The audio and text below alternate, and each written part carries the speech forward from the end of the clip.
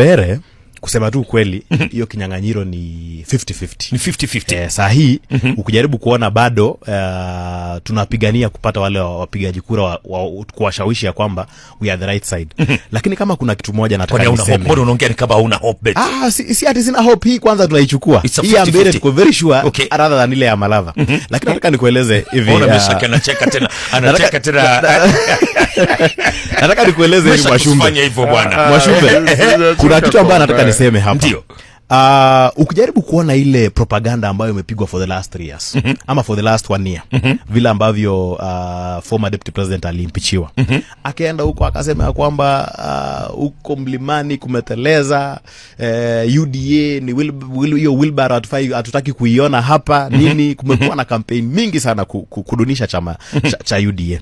Lakini ukijaribu kuona vizuri, unajua ule mwanasiasa ambayo ni mwanasiasa wa ukweli anajua ya kwamba wakati umesema hiki chama akitakikani katika eneo hili na umesema ya kwamba umelock uko na 6 million votes, vile ambavyo naibu rais mstaafu Rigathi Gachagua anasemanga, aungekuwa unaona UDA huko akustaafu, lakini ule alimpichiwa. Teremka hapa uende ngome ya ODM. Umeona chama ingine huko ikipigana na ODM? Si ule ni independent candidate anasema ya kwamba yeye pia alikuwa mtu wa ODM. Haya, ukipanda hapa juu upande ukuje Magarini. Umeona chama ingine ikileta shida huko sana kama venye UDA inafanya huko Mbere. So ile perception ambayo ilikuwa imewekwa ya kwamba mlima imeenda, hii kwanza imeonyesha kwamba 2 term ya William Ruto ni inevitable. Kwa sababu wanasema ya kwamba huko mlima ilienda. Mlima ilienda aje, and we are competing against you with close to 50-50. Okay. Ukikuja hapa Baringo, wamesimamisha candidate huko.